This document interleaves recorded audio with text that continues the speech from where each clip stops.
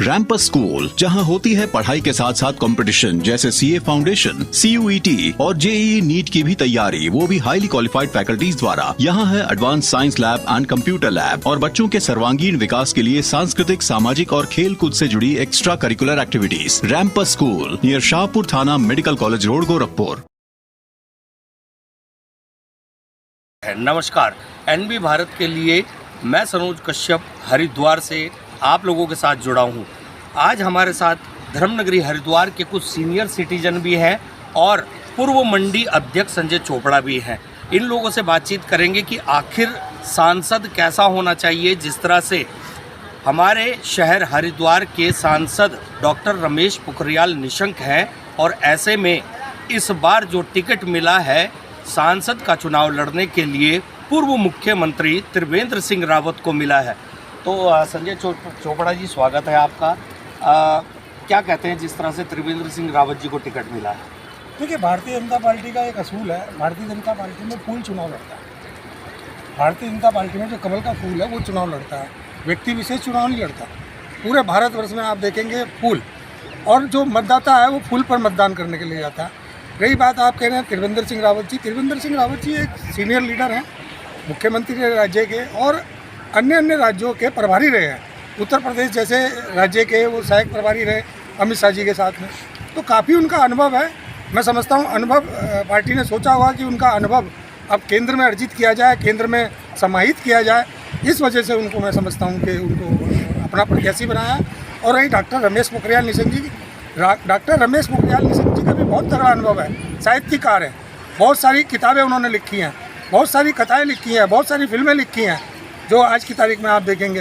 तो मैं समझता हूँ डॉक्टर रमेश पोखरियाल निशंक जी को के भी उपयोग पार्टी में समझता हूँ या तो पार्टी लाइन पर करेगी या और अच्छा उनका उपयोग जो समानता होगी, ये तो भारतीय जनता पार्टी का नेतृत्व ही आपको बता सकता है कि आगे क्या करेगा। लेकिन हमारा अपना मानना ये है कि भारतीय जनता पार्टी ने हमेशा फूल पर चुनाव हुआ और जो व्यक्ति विशेष नहीं है इसमें भी। और मैं समझता हूँ कि आज मोदी में लहर है, आप जहाँ भी देखेंगे, उत्तराखंड में ही नहीं, देश में ही नहीं, विदेशों में मोदी जी का लोहा है। इस बात को लोग मानते हैं। चलिए, खैर और लोग भी मौजूद हैं हमारे साथ, हरिद्वार के सीनियर सिटीजन। किस तरह से देखते हैं लोकसभा चुनाव को? जिस तरह से अब टिकट मिला है यहाँ से त्रिवेंद्र सिंह रावत जी को, तो क्या कहना चाहेंगे? देखिए, त्रिवेंद्र सिंह रावत का जो बैकग्राउंड है वो अच्छा, ठीक है, बुरा नहीं है, पर अब जो और पार्टियों का भी आप कैंडिडेट पता चलेगा।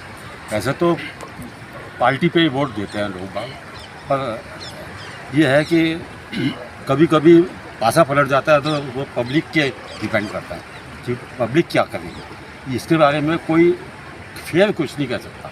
कांग्रेस को लेके क्या कहेंगे आप? कांग्रेस में हैं, अच्छे लोग हैं, पर क्योंकि फूल का चल रहा है इसलिए जो है ना, फूल थोड़ा हमें लगता है कि आगे है। क्या कारण मानते हैं बाबूजी जिस तरीके से लोग केवल बीजेपी को ही ज़्यादा महत्व दे रहे हैं, आखिर कांग्रेस को क्यों नहीं दे पा रही? कांग्रेस ने भी काम कुछ नहीं किया और निशंक ने भी हरिद्वार में कुछ काम नहीं किया। नए हरिद्वार में पानी भरता है, कितने साल हो गए हैं, मदन कौशिक जी पास में रहते हैं, उन्होंने पानी का अभी तक नहीं करा और जनता को इतनी दुकानदारों के अंदर बरसातों में पानी आ जाता है। हम तो फिर बीजेपी के आदमी बीजेपी को वोट देंगे, बल्कि इन लोगों ये काम नहीं करते, जीतते और बस अपने सीट पे बैठ गए, बस ये हाल है इनका। नाराजगी है बाबूजी की 8 साल में जिस तरीके से डॉक्टर रमेश पोखरियाल निशंक जी सांसद रहे हैं, उन्होंने कोई ऐसे कार्य नहीं किए अभी 5 साल में।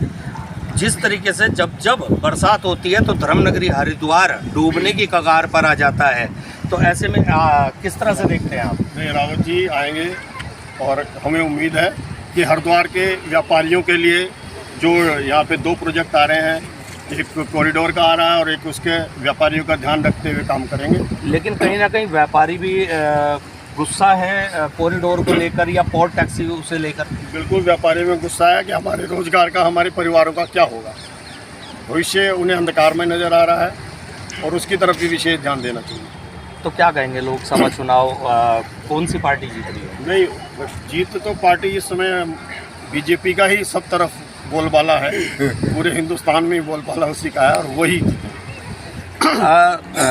चोपड़ा जी, आपसे जानना चाहेंगे जिस तरह से केवल यहीं के लोग नहीं, और लोगों का भी कहना है कि 5 साल के अंदर डॉक्टर रमेश पोखरियाल निशंक ने सांसद होने के बावजूद ना तो जनता के बीच में और ना ही उन्होंने कुछ ऐसे कार्य किए हैं। आधे लोग तो हरिद्वार के उनका नाम भी नहीं जानते कि हमारे सांसद है कौन, तो क्या कहेंगे सर? देखिए, हर काम की एक कार्यशैली है। पानी की निकासी है, कूड़ादान उठवाना है, वो पार्षद का काम है। कोई कानून राज्य में बनवाना है या कोई नया प्रोजेक्ट लाना है, वो विधायक का काम है, विधायकी का काम है।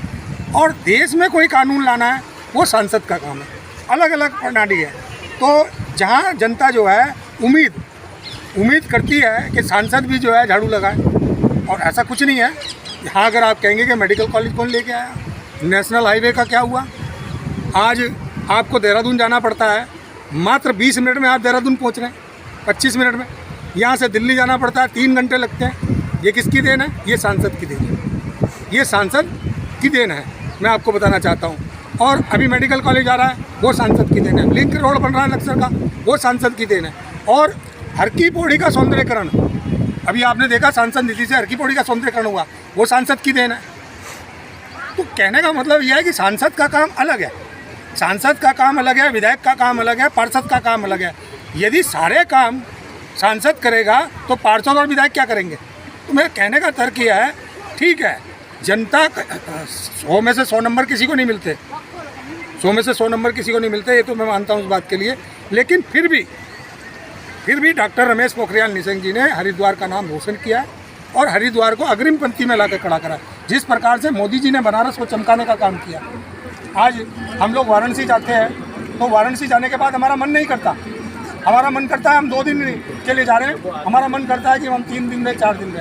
आज हरिद्वार का ही हुआ है कि हरिद्वार के अंदर यदि हरिद्वार का विकास होगा या हरिद्वार के विकास में कहीं ना कहीं अग्रिम कार्यक्रम अगर उन्होंने किए हैं और जो उन्होंने योजनाएं बनाने का काम किया, मैं समझता हूँ निश्चित रूप से आने वाले वर्षों में उस योजना को त्रिवेंद्र रावत बढ़ाएंगे एज ए सांसद के रूप में। चलिए, कुछ युवा भी खड़े हैं यहाँ, इनसे भी जान लेते हैं कि आखिर किसकी सरकार चाहते हैं या कौन सी पार्टी का सांसद चाहते हैं धर्मनगरी हरिद्वार में, क्या कहना चाहेंगे? तो जी बीजेपी की चाहे सरकार। बीजेपी। राहुल गांधी क्यों नहीं? जी राहुल गांधी ने, अब तो बीजेपी का बहुत कुछ है जी। अच्छा, चलिए, जो भी धर्मनगरी हरिद्वार के सीनियर सिटीजन हैं, उन सभी का मानना है कि धर्मनगरी हरिद्वार ही नहीं, उत्तराखंड ही नहीं, बल्कि पूरे भारत में भारतीय जनता पार्टी फिर से अपनी सरकार पूर्ण बहुमत के साथ बनाने जा रही है। एनबी भारत के लिए हरिद्वार से कैमरा पर्सन सोनू कुमार के साथ सनोज कश्यप।